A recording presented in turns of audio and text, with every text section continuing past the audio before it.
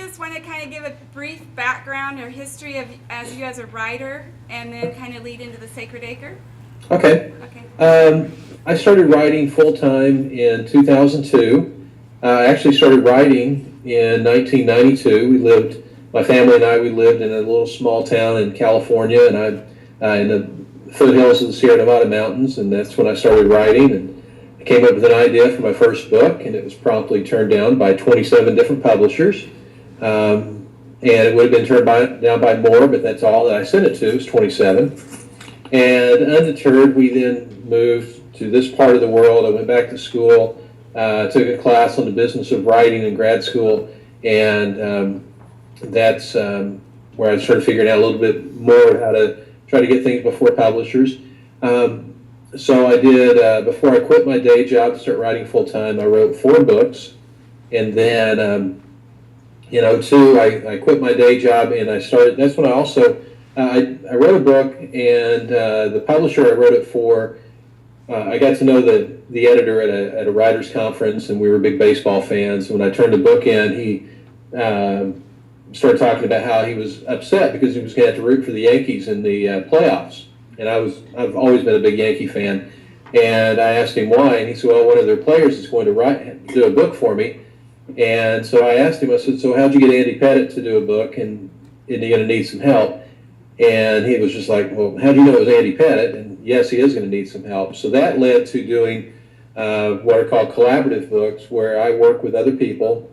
And that's mainly what I do today, is where I work with people who have a story to tell, and they're not writers. And I find a way to make the story come together. The Sacred Acre was... I don't remember which number book altogether it was my 25th book that I wrote.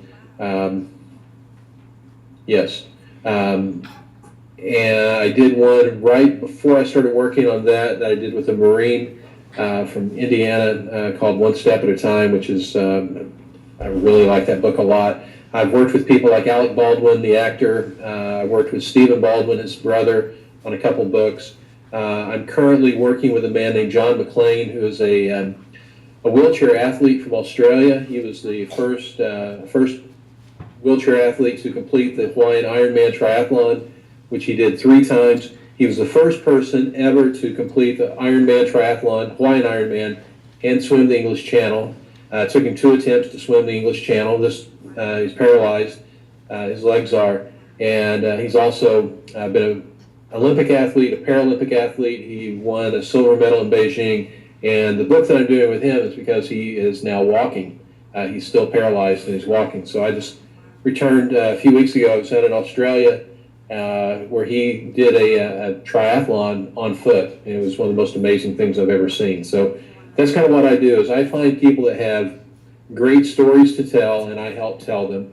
I've also, one of my favorites that I did was right after the Sacred Acre came out, I started working with a man named Lopez Lamong, who's one of the Lost Boys of Sudan. And when he was the age of you guys is when he first came to the United States. But from the age of 6 to 16, he was in a refugee camp in Kenya, completely on his own. He was kidnapped at the age of 6 to be turned into a child soldier with all the children in his village. And he escaped with 3 other boys. They thought they were going toward their home village, but they ended up in Kenya. And like I said, he was on his own from the age of 6 to 16.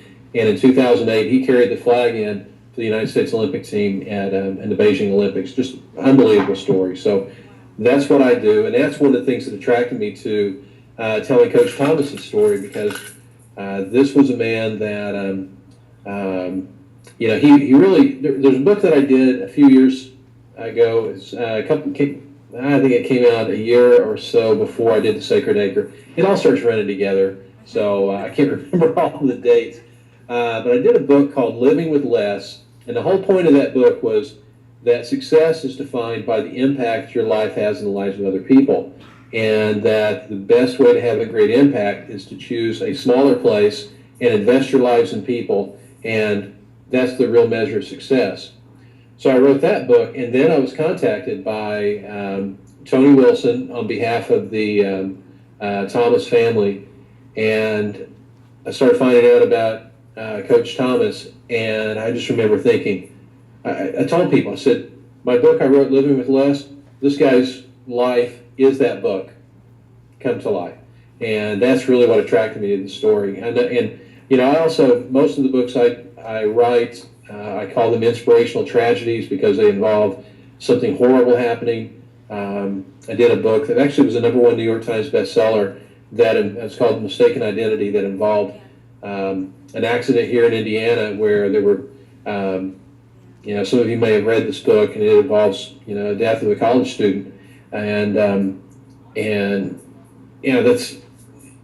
the end result of it was very moving. It was a national story, and people were just amazed at how these families reacted to tragedy. So those are the kinds of stories I get to tell. And that's also what made Coach Thomas's story grab national attention, was because of the way that the family responded, because they responded like Ed responded when the tornado hit.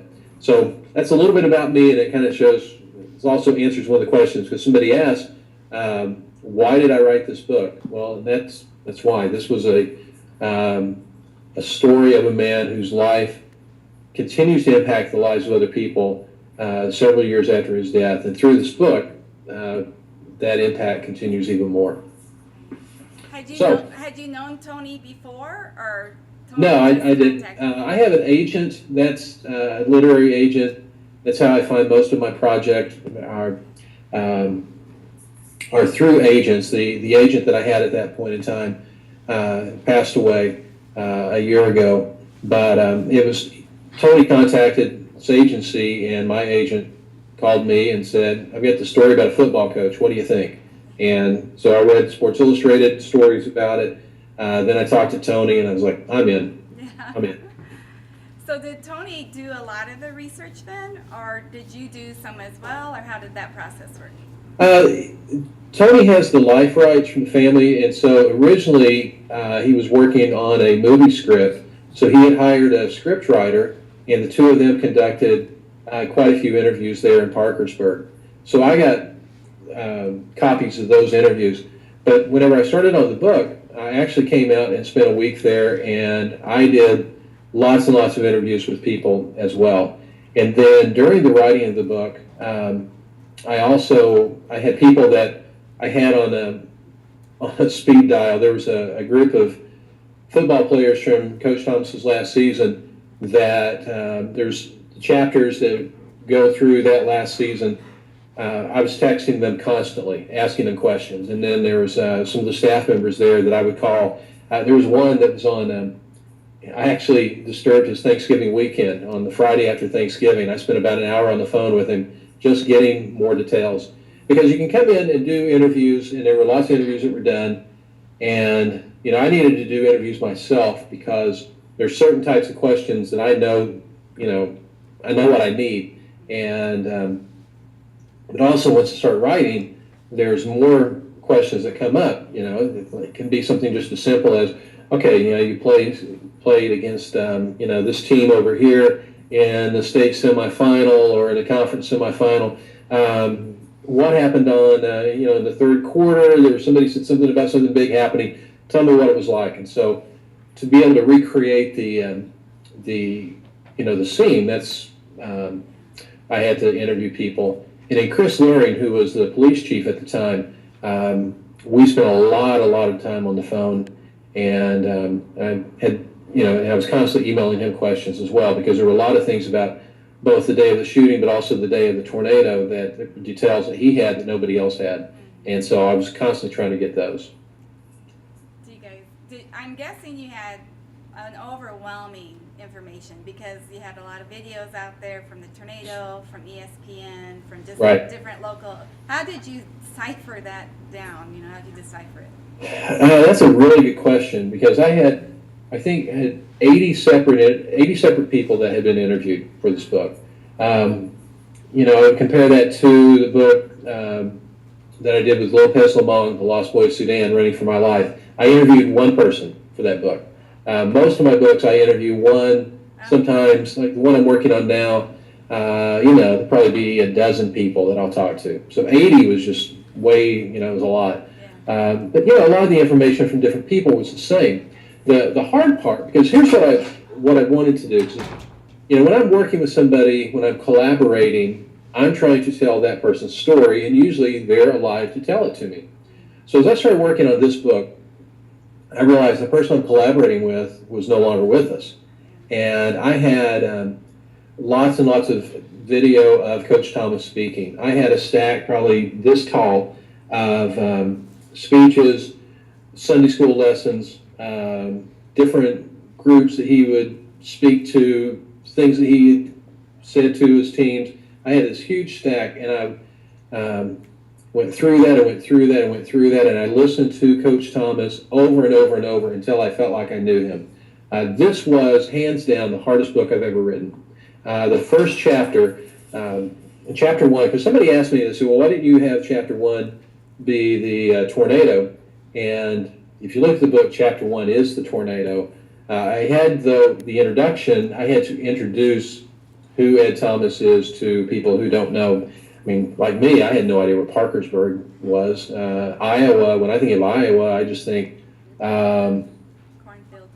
corn, yeah. Of course, it's kind of Indiana where I live as well. I grew up in Oklahoma. I'd heard of Iowa State from Big 8 football, but I didn't know anything about Iowa, Northeast Iowa. So the introduction, I needed to introduce Ed Thomas, who he was, and why the story matters. And then I had to jump into chapter 1, which is the tornado. The first chapter I rewrote 17 times. And that doesn't mean revising the chapter 17 times. That means starting with a blank screen and starting over completely 17 different times. Most books, at some point, I'll reach, kind of get on a roll where things start flowing. There's a book I did with a guy, he was the 2007 World Series of Poker champion. And I remember the last day I worked on that book, I knocked out 8,000 words. I mean, it was a great day of writing. It was just, man, flowing. I never, ever had one of those days on this book. Every chapter was hard. There was one, I can't remember which chapter it was. I tried to forget after it was finished. There was one chapter that every day for a week, I came in, sat down in my office at this computer where I'm talking to you now. It's an old computer I'm trying to wear out. And every day I started fresh on the chapter. And at the end of every day, I went, it stinks. And the next day I would come in and start over again until on the last day that I did that, at the end of the week, the chapter was finally what I wanted. It's like, yeah, great. And then I went to the next chapter, and it was the same thing over and over. But the part of that was, yes, because there was a lot of information, but also it was because I didn't have Ed Thomas there to say, what do you think?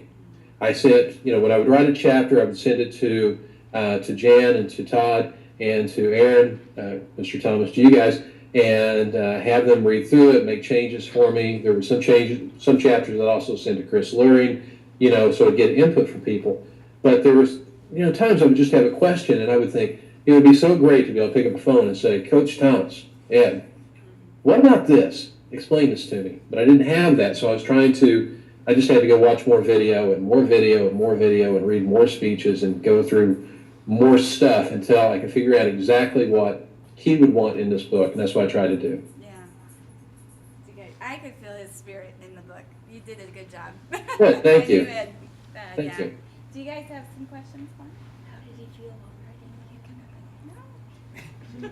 No. We have a shy one, but she wants to know, how did you feel when you were writing the book? It was an emotional experience.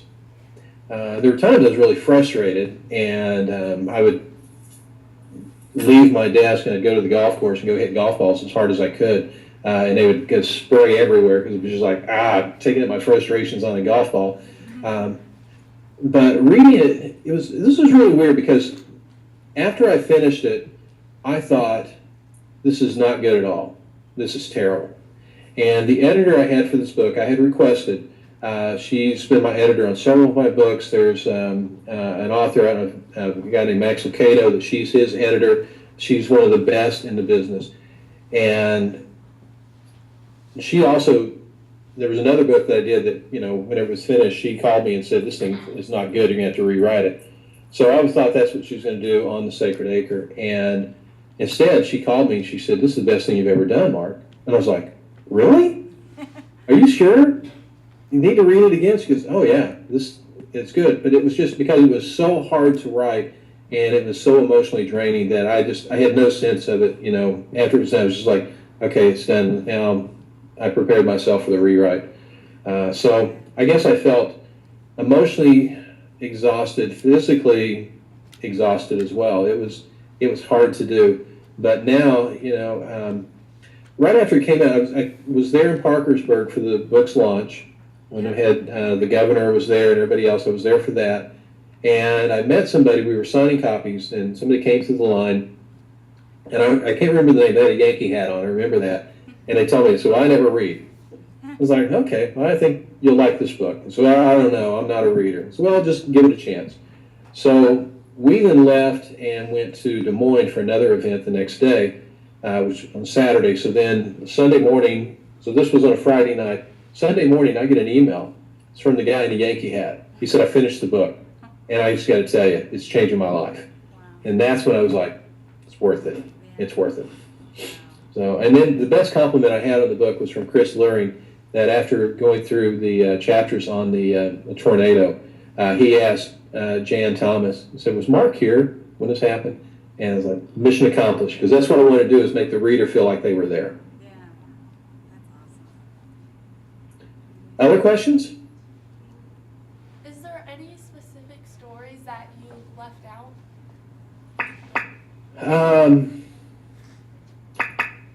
There were, let me think.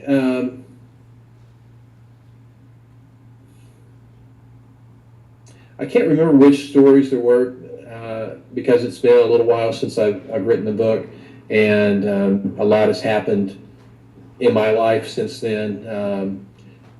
That's one of the things. Yeah, there were things that just had to be cut out. There were some, the barber there in town. What is his name? Tommy Teeple. Yep. Yeah. I spent some time with him, and he told me all kinds of great stories about Coach. And I know in some of the drafts and some of the chapters, I had a lot about him in there. But there just comes a point where the book becomes too big. You have to have it where it just, it's got to flow, and it's got to, when I had to choose space, it's like, okay, do I tell a story about his friends over here, or do I tell a story about Ed and Jan and their marriage, so you can see him as a real person. So, there are a lot of people like that, and there were several stories that I have on tape that were just, they're great stories, but, I just compared it to when you're making a movie, there's the deleted scenes. I had a lot of deleted scenes simply for the pace of the book, and also we had a word count limit. I heard about that, yeah. And I had asked, I expanded that. I think the publisher said it needed to be 70,000 words, and I said, I can't do it in less than 90. And they said, well, you can't get more than 90. I was like, okay, so that's what we have. I'm going to stop you a second. What's the longest paper you've had to written? Do you know the words on it? Like if you have an English assignment, what did she say your limit is? I think Verlin said we had to have something close to 700. 700. Unfortunately. 70,000, wow. How long did it take you to write the book? Well, actually, it's 90,000 words. 90,000. It took, including working on the proposal, it took 6 months.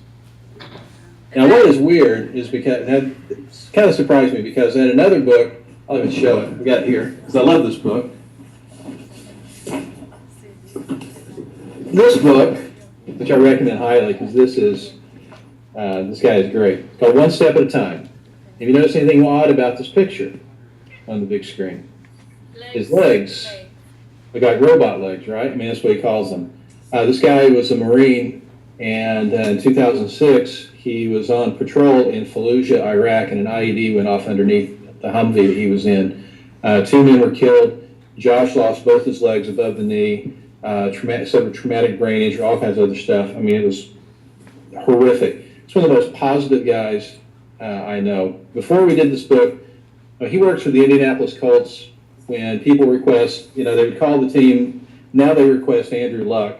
But back then, when he started working with the team, people call and they say, we want to have Peyton Manning come and speak. Well, he's not available. We'd like Tony Dungy to speak. He's not available. Well, what do you got? Well, we got this guy, Josh Blisle. Like, all right, we'll take him.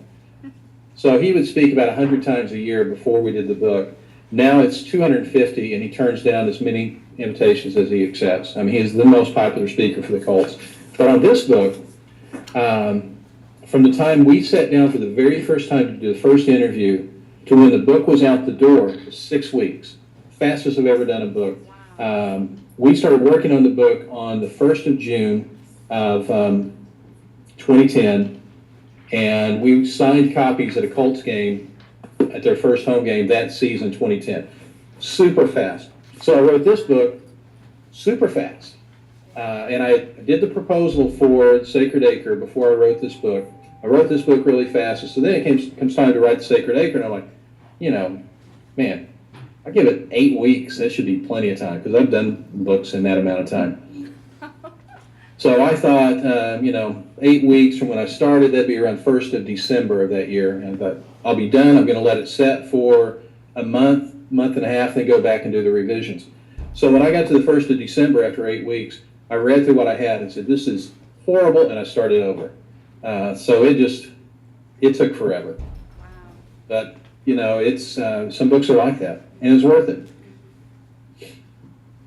You have probably when you came to AP before, but you have some kids in here who lost their houses in the tornado. Oh, wow. You have some kids who had a sibling in the weight room. From you guys reading the book, did it kind of bring up some of those memories again? I know for me it did, and it was really kind of hard. Would you guys want to talk about that at all? I personally thought that you did a really good job capturing all the events. Like, sometimes people worry that when there's like going to be a book, maybe that it's not going to, I don't know, you know what I mean, that it's not going to be like the real story. Yeah, Right. cheesy or But something. I thought it was just really good and just accurate, and Yeah. I mean, Very- on point. Yeah. Very Thank good. you. I know the one part that really got me, and it's so emotional, I'm going to cry probably, but when Aaron was wondering about his dad's bruises, a lot of people didn't know that story, and I knew that story from my husband's counselor. But wow, you could feel that emotion in your book. It was like you just hit that emotion so high. I couldn't believe how you just could feel Aaron's pain. Yeah. So I guess you probably, when you interviewed them, they still were fresh with pain and they still are in pain, but Yeah. you really portrayed that pain, I thought, really well. Thank you. Thank you. With the tornado and those of you that went through that, last year there was a tornado that hit my hometown. I grew up in a town called Moore, Oklahoma, and when the EF5 came through there and hit the 2 grade schools, my oldest sister is a teacher, and she was in the school as it was hit. And I went back and I was rereading part of the Sacred Acre today, and where they go back to the school for the first time, where Coach Thomas is there with his son Todd, and they go to the safe room, and that hit me different than when I wrote it, because my sister told me the story of the wall coming down on top of her, and her stepson was the first one on the scene, and he thought that she was probably dead, and her back still hurts, but she came out of it. So I think if I had to write those parts today, it'd be even I think more emotional because of the family connection with it now. Wow. That's great. What grade did she teach, or does she teach? 6th grade. 6th grade.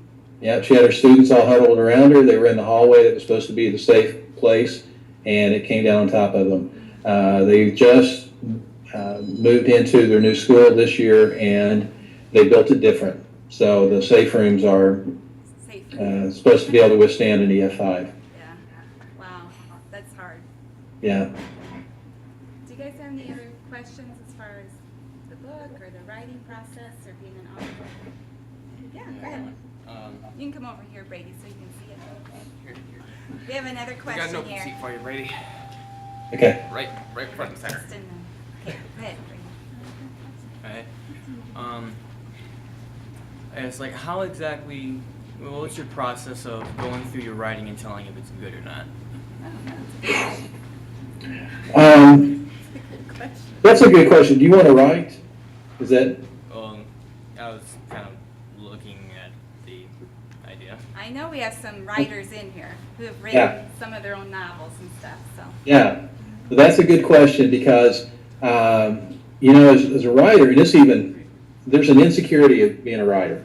I've written 28, 29 books, something like that now, and had some that have been very successful. And there's an insecurity, kind of like, I'm very protective of who I let read something before I think it's ready.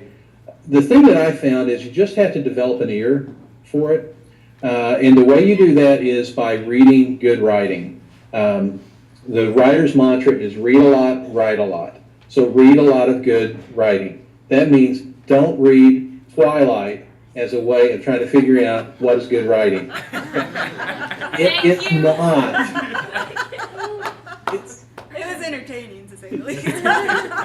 It's, I have, my oldest daughter is a writer, and she would I've never read Twilight books. She read them, and she would call me laughing and reading passages out of them and just saying, this is so horrible. Which one of the lessons of that is bad writing often sells. You just have to develop an ear. And then also one of the things that I do is I like to be able to have a little lag time before I go back and reread it. So I will, I'm working on a book right now, working on a couple books right now, but I'm working on one with a doctor out of Cooperstown, New York, who's one of the leading experts on working with adults with disabilities. His name is Joseph Dukowski, a really neat guy. I can't wait to go out to Cooperstown and spend some time with him when we actually working on a proposal right now. But so I've been working on the chapters for his book, the sample chapters for a proposal. And so, I get them done, and then I send them off to him to get all the facts straight. But I like to have a little bit of time then before I go back and reread them and start making some edits. And then I can, because it gives me a better ear for whether or not it's good. Because sometimes you spend so much time on something, you get so close to it, that you cannot objectively read it until you put some distance. And sometimes that you may never be able to do that. My first book, I still can't read. I spent so much time working on that and laboring over it, I couldn't read it. I couldn't read The Sacred Acre for a while either. It was one that was hard for me to read. Others of my books, I can go back. There's one that I wrote, it's called How Can a Good God Let Bad Things Happen? That when I read it today, I'm like, this came out of me? Man, I've overachieved on that one. But it's just from reading good writing, doing a lot of writing, you kind of develop an ear for what is good. And there ought to be some things to jump out at. If you have a lot of weak verbs, I don't know how you are, but if somebody says, we will be having, I want to jump out a window. We will be serving, we will be doing. It's like, stop it. That is just bad. I've almost taken a sign down at the bank that said, we will be closing early. It said, why don't you say we will close early on December 25th? Is that so hard to write it correctly? But that just, so anyway, those kinds of things just kind of grate on you. But just read a lot, practice a lot, write a lot, and and also be careful. Be careful who you let read stuff, because there are going to be some people that will read it, and it's kind of like, have you ever seen American Idol? I know it's kind of out of gas, but the first few shows in American Idol where people come and try out, and they're horrible. I sing as well as they do, and I don't sing. And then I was like, but all my friends tell me I'm going to be the next Kelly Clarkson, and I'm not going to give up. It's like, you need to have people who tell you the truth, not people who are going to say what you want to hear. So I have now, something I've recently done is I formed a writers group, and we meet once a month, and people will bring their stuff, and it's kind of a safe place for them to be able to share, where if it stinks, we'll tell them. We won't just say, hey, it stinks. We'll say, I really think you could do better. This part is weak, but, it's developing that safe group that helps you develop an ear for that. So that was a really long answer to a short question, wasn't it? I apologize. Another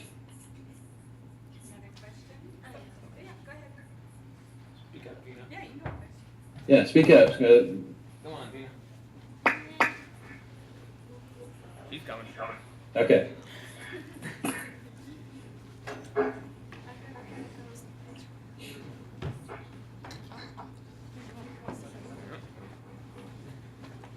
So, before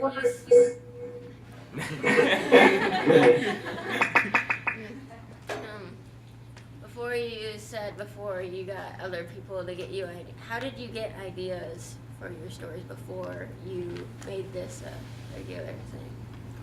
Yeah, like for the books that I will do, how did I? Like, before you did this for a living, like, how did you come up with the ideas for your books? That's a really good question. Sometimes it's just a thing like a conversation. I know the idea for my very first book came with a conversation I was having with a friend, and they made some statement, and I thought to myself, why would you think that? You know, because it was like, you know, they were upset because, you know, thought they were doing everything right, and they felt like God was punishing them.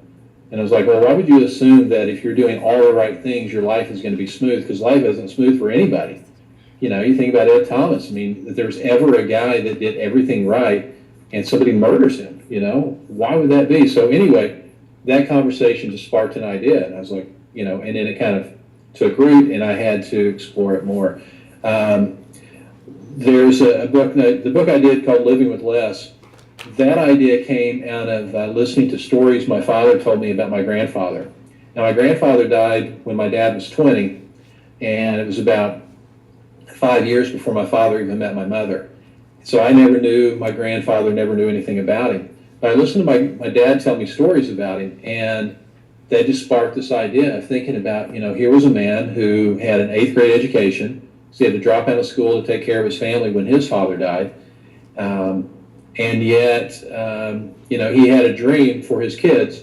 He had 6 kids, and he had a dream he wanted them to go to college. Now, my dad grew up during the Depression. His oldest brother was a navigator on a B-17 in World War II. I mean, this was before everybody went to college.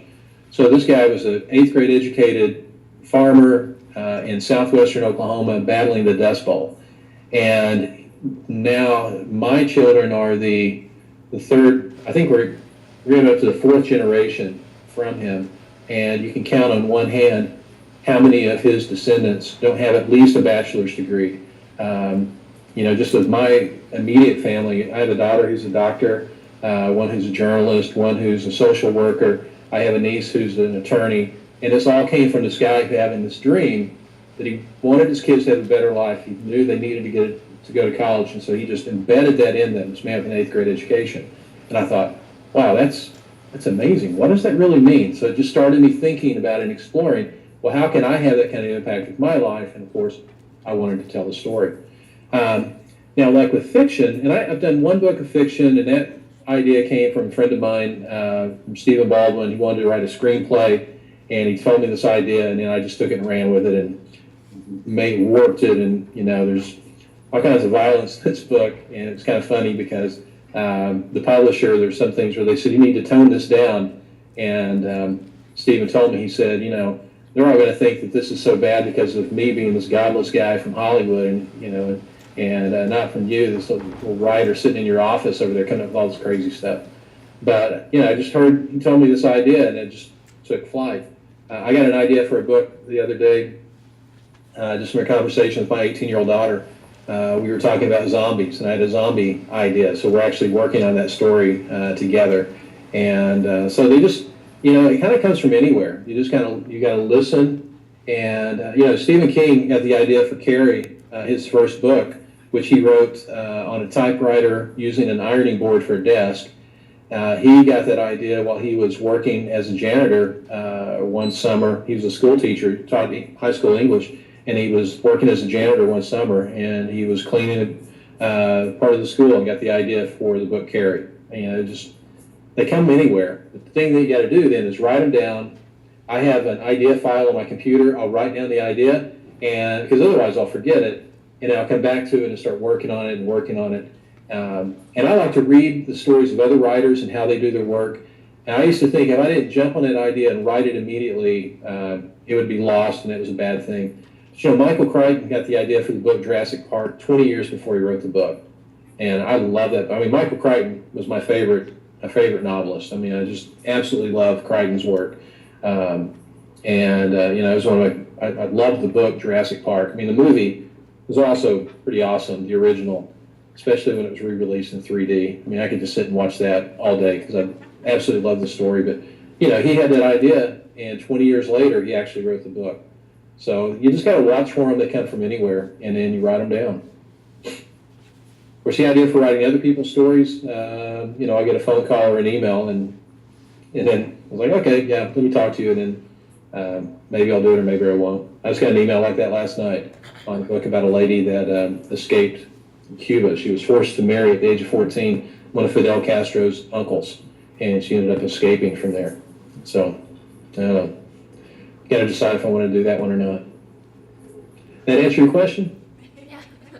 Do you want to write as well? Yes. Okay, good. We writers are odd, a little odd, because this is my office where I do all my work.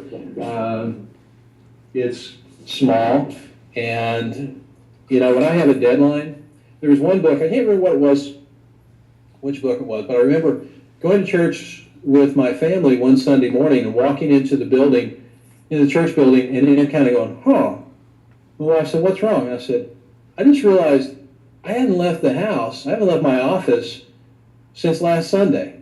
I'd leave my office to, eat dinner with the family and watch TV at night, but I hadn't left the house in a week because I had a deadline and I was just chained to my desk, and I didn't care.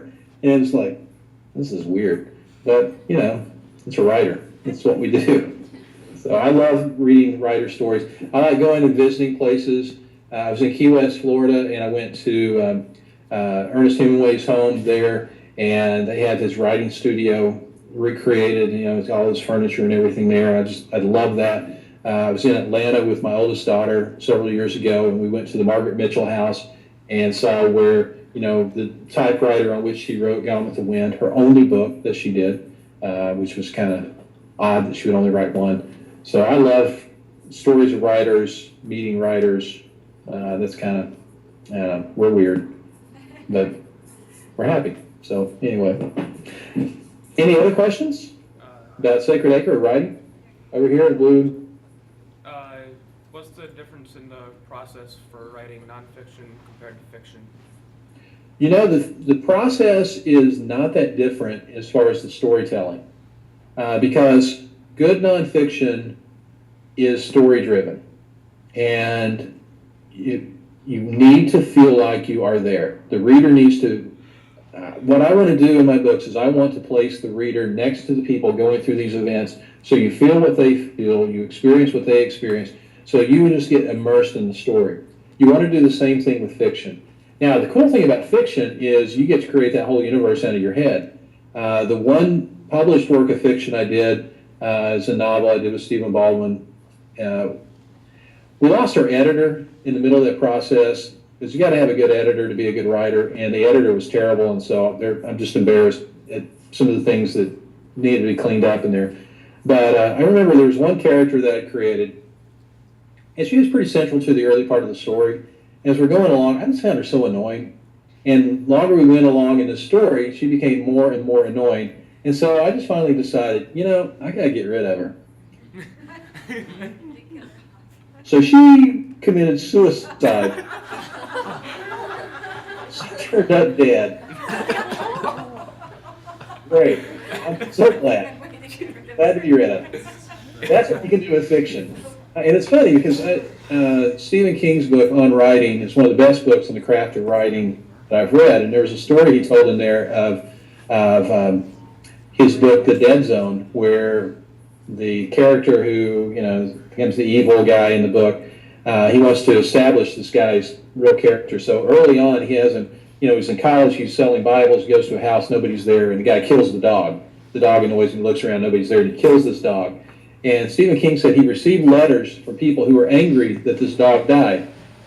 And his reply, they said, how could you kill this dog in such a callous way? His reply was, there is no dog. It's all made up. The dog was only in my head. There is no dog who was hurt. No animals were harmed in the writing of this fictional story. But that's what you have to do in fiction is you create this universe. But then, one of the challenges in fiction is you got to make sure everything still fits together, that it's logical, that it flows, that it makes sense. So, you have to do it with nonfiction, but, nonfiction, you're just telling the story. And sometimes people will say, well, this is impossible. And you go, but it's how it happened.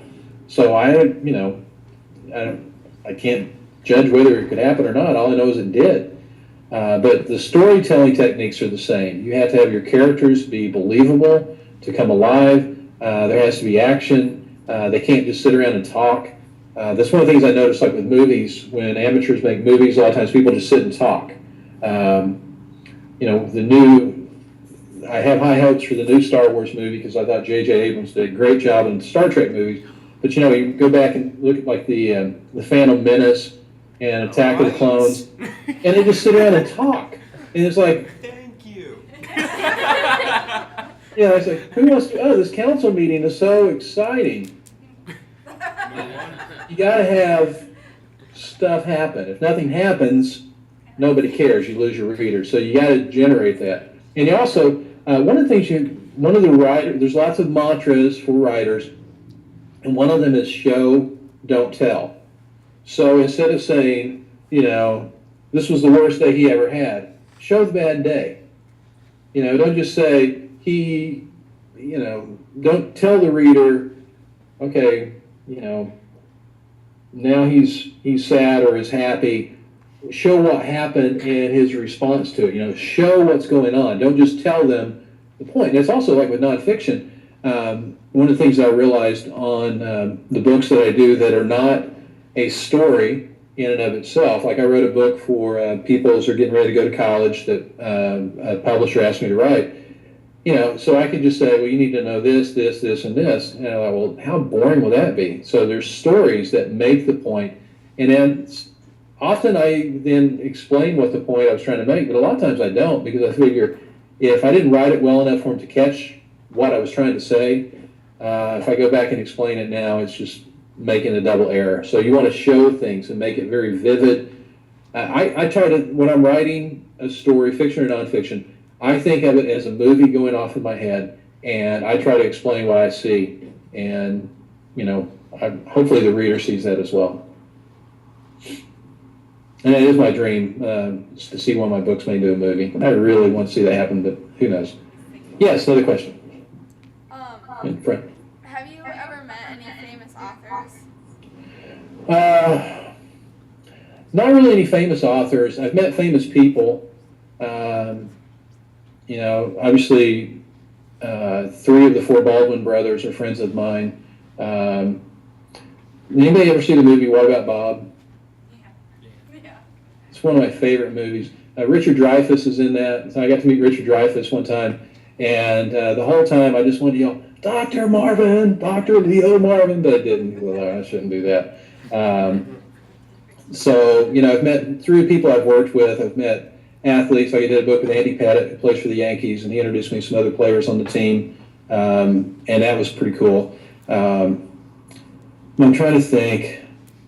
No, I mean, I know some other collaborators who have done really well. Lynn Vincent, who did Same Kind of Different as Me, Heaven is for Real. She did Sarah Palin's book. We had the same agent, so we talk on the phone. We have multiple times, and there's a guy named Cecil Murphy who wrote. There's a guy, Ben Carson, who may be a presidential candidate. His original book was called Healing Hands.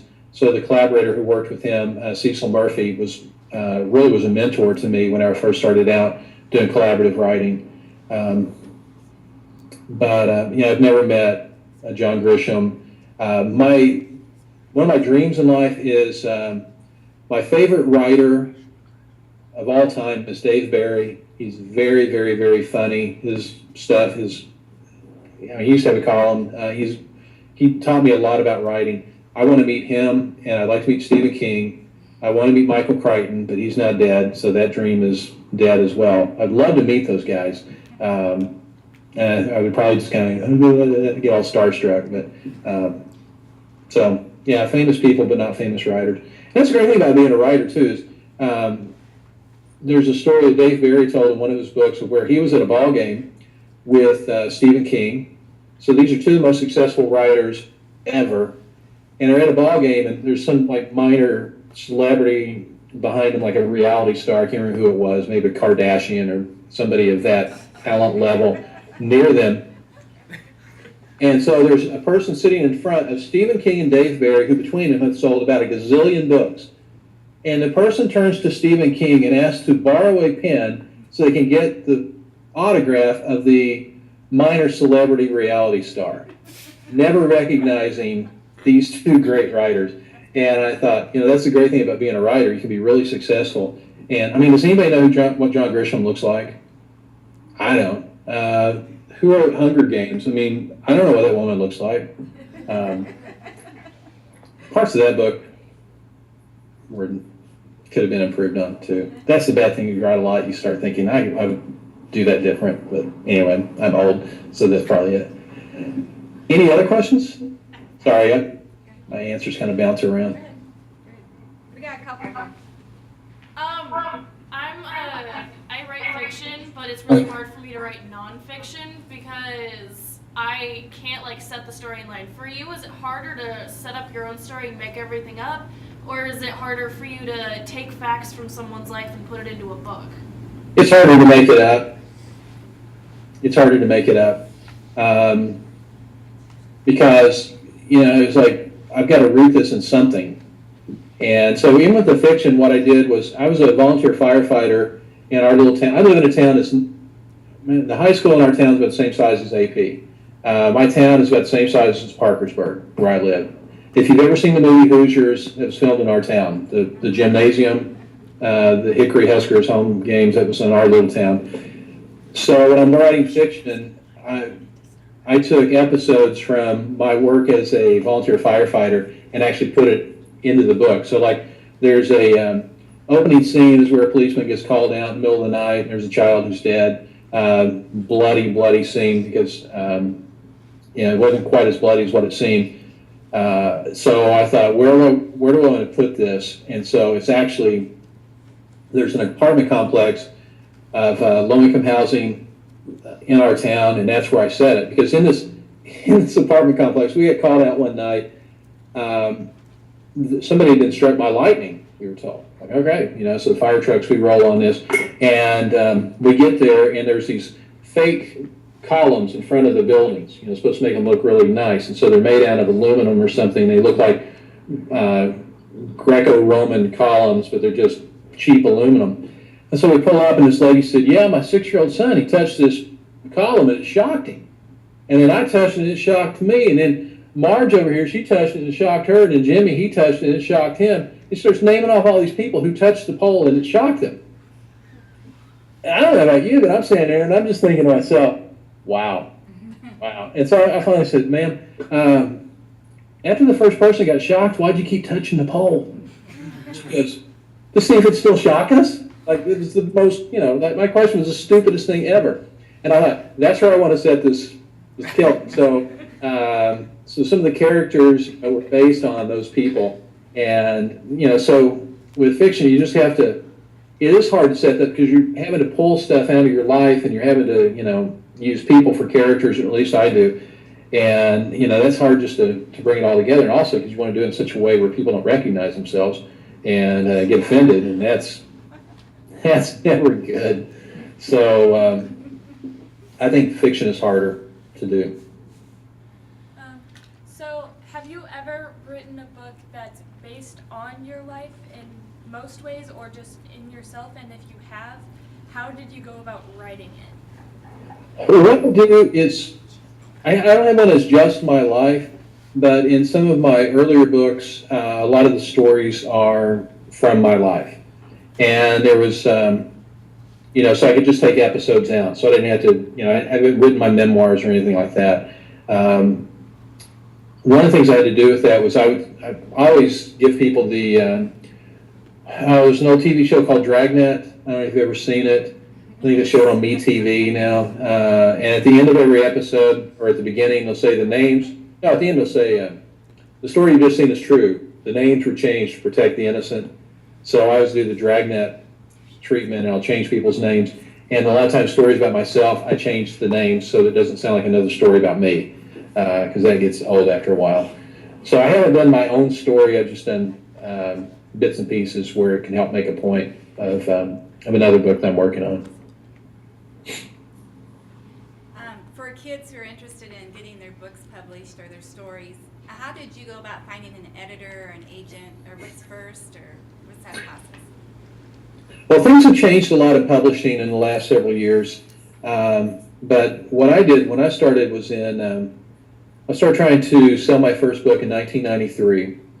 And mine was an unsolicited manuscript that got picked up. It took 2 years for that to actually happen. All the rejections and everything like that. What I would say is there's a couple things that you need to read. There's a magazine called Writer's Digest. Writer's Digest. It is the magazine for writers. It will have articles in there about the craft of writing, which are very good. It also has articles in there about the business side of writing, which are also very, very good. So that's something you need to subscribe to.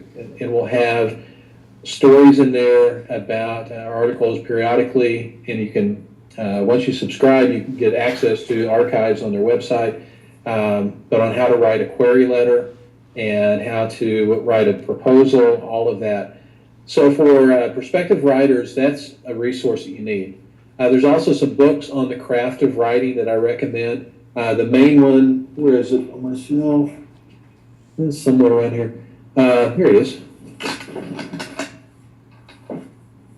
I highly, highly, highly recommend. I don't recommend all the language, but Stephen King's book on writing. You must read this if you want to be a writer. You must, you must, you must. You have to. I cannot recommend it highly enough. This hardback, I found it like at Barnes & Noble's when those still existed. Do they still exist? I don't know. I buy everything on Amazon. I found it at $5 on the closeout table, but it's in paperback. Or it's also the Kindle edition where you can start reading it, you know, in your next class, I guess, if you have Wi-Fi access there. But that's something you should read because it also talks about the craft of writing. Because before you start trying to get something published, you need to finish the book. You can't write 3 chapters and then try to sell it to a publisher if you've never written anything, because they're going to say, you know, how do we know you can actually finish? Because a lot of times people have 1 or 2 chapters in them, maybe even be killer chapters, but it's, you know, can you finish? So you need to write the entire work. You need to polish it, and then it starts with, you know, query letters and proposals. There's a book called, I think it's still out, called The Writer's Market. It's published by Writer's Digest Books, and it has, I used to buy this every other year. That's a list of all the contact information for every publishing house, every magazine, and now what's really crucial is every agency, every literary agency, because, you know, like when I sold my first book, the publisher I sold it to, they would receive between, I think it was 15 and 25 unsolicited manuscripts or query letters or proposals a day, every day. That's why most publishers now only accept things through literary agencies. So the process of getting an agent is just like trying to land a publisher. It starts with a query letter, it starts with proposals, it starts with a finished manuscript, and it can be done. I mean, I didn't major in writing in college. It was something that I just started doing because I loved it. And, you know, nobody had ever heard of me. Nobody has still heard of me. That's one of the great things doing collaborative writing. Nobody pays any attention to the word after the word with. The Sacred Acre is one of the few books where my name comes first, but that's just because they couldn't figure out how to make the search engines work right, having everybody else's names ahead of mine. But I figure, if I can not only get a book published, but write for a living, which I do, anybody can. It takes hard work, hard work, working to perfect the craft. It takes perseverance. You cannot give up. Just go back sometime and Google like the book The Help. Look at how many publishers turned that down. I think it was 80. It could be wrong. Maybe it was just 60. But everybody gets rejected and turned down. I mean, the way to have the easiest way to get a book published is to go become famous, and then, like somebody, these celebrities will do a book, and then people will read it, and then they forget about who they are. I mean, I want to produce something quality. And so that takes hard work and perseverance.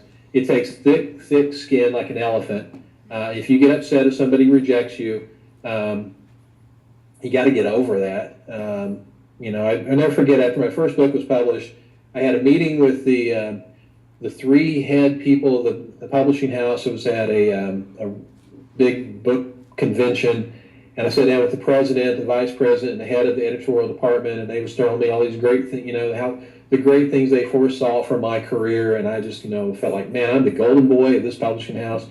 This is going to be great. So I had this idea for a book that I just loved this idea. Actually, I'd even written it. I wrote it really fast, so it was great. I sent it to them, and they went, turned it down flat.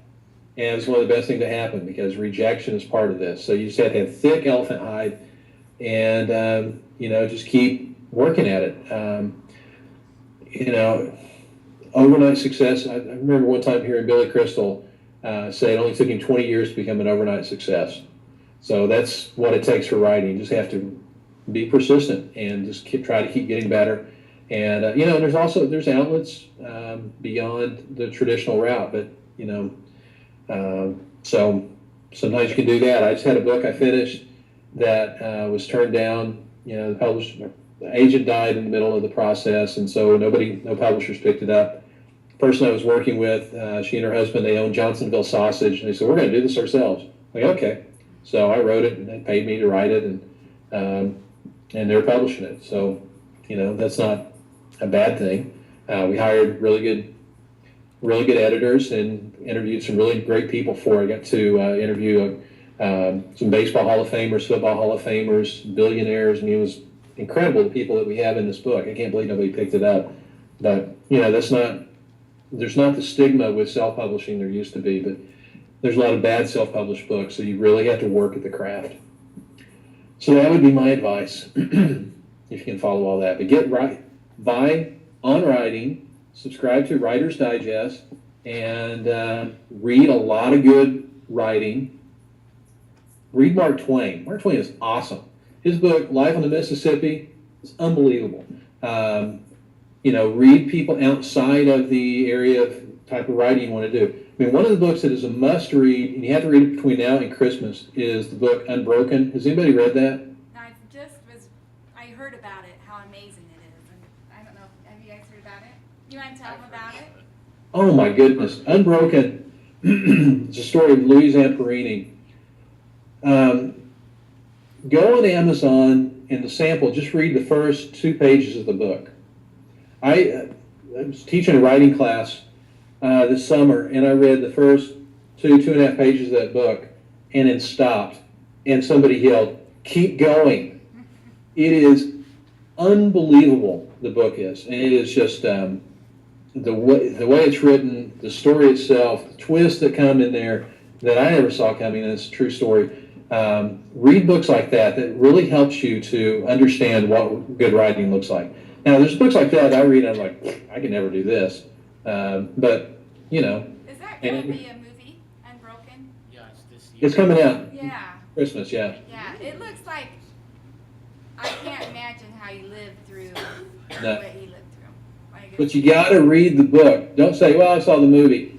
yeah. You must read the book. A lot It of us is read the book first. incredible. It's an So, incredible book. that would be a good one to add to our list. Yeah. Yes. Definitely. Yeah, 'cause it looks very A powerful. lot of us read the book and get pissed at the movie. Yeah. So, In fact, the movie, they take the 10 best scenes from a book and turn that into the screenplay. Yeah, that's how movies are done. So that's why so much gets left out from the book. a rumor has it Sacred Acre is going to be a movie. Do you know anything about that? Well, I know Tony Wilson, he would be the guy to ask that question, because I know there's been 3 screenplays done, and I don't know the status of that right now, but that was always supposed to be part of the plan. So hopefully it will be. But I don't know. If I was if I was the well, my book, Mistaken Identity, everybody said, oh my gosh, this has to be a movie. The family said, no, never. And, people say, well, why do you think that is? And I said, well, think about this. I mean, because movies, they always end up where? On cable, television. So can you imagine flipping through the channels and they're playing out on the screen from, FXX or some other channel is one of the worst things that's ever happened to you. I would never want to have that. I mean, with the book, like with the Sacred Acre, when we did that, Whitney Sirac, who's one of the key people in that book, she told me, she said, I want to do this book so people will stop asking me questions and I can just say, read the book. Because she was the girl that was wrongly identified. She was in a coma for 5 weeks, and in those 5 weeks, everyone thought she was Laura Van Ryn, and the family around her was Laura Van Ryn's family. And after 5 weeks, they discovered she was not Laura Van Ryn. That as she's coming out of the coma, she wrote in this very scribbled thing, "My name is Whitney." Powerful. But the family did not want to see that on, as a movie. So, I don't know how the Thomas family, if I was in their position, I would be thrilled having a book, and I would not want a movie. But it's supposed to be one, so I don't know where it stands. So that's a question for somebody else. Do you get money if it's made into a movie for some rights? I've never had one of mine made into a movie. I've had Running for My Life, which is the book I did with the Lost Boy of Sudan. That one, there's supposed to be a movie in the works, so I haven't heard. The one I'm working on currently is called How Far Can I Go, which is the story of the wheelchair athlete from Australia. There's some talks there about a movie, but I don't know. And, there's so many bad movies made. I'm like, come on. There's some really good books here. You should make this into a movie. But, the story of Unbroken, Lou Zamperini wrote an autobiography back in the 50s, I think it was, or in the 60s. And so that movie, the rights had been bounced around for a long time to his life, and it's only now becoming a movie. He passed away, sadly, this summer. He was 96, I think. No, he's older than that. Yeah, he was 96 when he passed away because he was born in 1917. It just took forever. So, yeah, no, it's my prayer. I got a friend of mine tells me all the time. I pray every day one of your books can get made into a movie. It just makes me laugh. But hopefully it will. And if it is, this is one of my goals, because I'm going to go to our local theater in town down from here, not very far, and if one of my books ever made into a movie, and I'm going to sit in there, and when it comes up on the screen, based on the book, The Sacred Acre by Mark Tabb with the Thomas family, I'm just going to sit there and soak that in, and I'll probably get up and leave after I've seen the movie a few times, and then go get some popcorn. I'm going to come back and go sit down in the theater just to see that on the screen again, and then I'm going to leave. And every time it's showing, I'm going to just to see that on the screen and go, yeah! Because nobody will know who the person is who wrote it, except for me sitting there and just have the fun from it. But yeah, I'd love to see it happen. How much do you make per book or year? Either way. Well, that's kind of personal. I just would say it varies because you're not going to get rich writing. You're just not. The way to make a living as a writer, I've discovered, is through doing collaborative books. The reason I started doing books with other people is because I ran out of things to say a couple books ago. I ran out of stuff. So it just varies. The advance, what happens is you'll get an advance on royalties, and then the book has to sell enough copies. If it sells enough, then it earned out the advance, because it's like a loan you don't have to pay back. But once the book sells enough copies, then you start getting royalty payments that will come.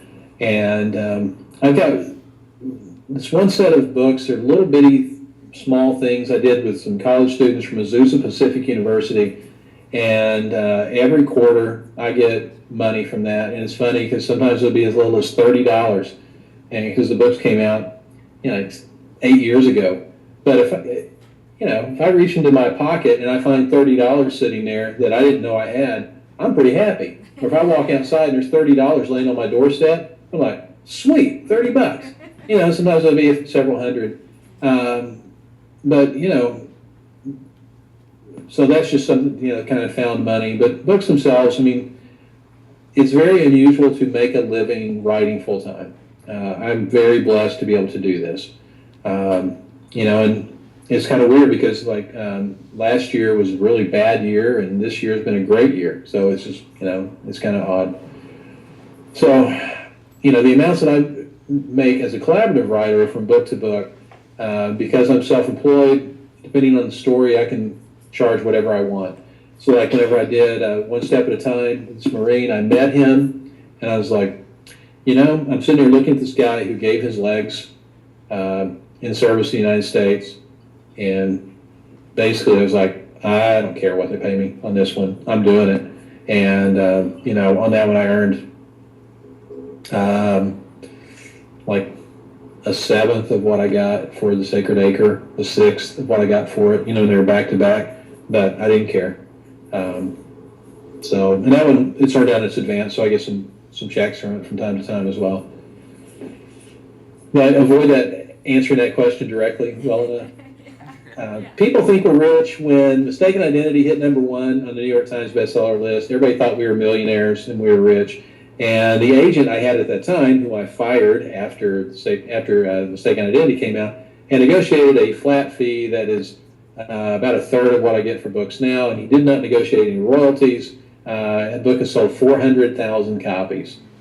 So, yeah, I fired him because it was like, what? You set up it was horrible, the deal he got for me. But, yeah, 400,000 copies it sold. Yeah, but that book led, I know Todd Thomas, I think Jan and Aaron as well, but Todd had read Mistaken Identity, and that was one of the reasons why he was open to me writing at the Sacred Acre. So it's opened a lot of doors for me.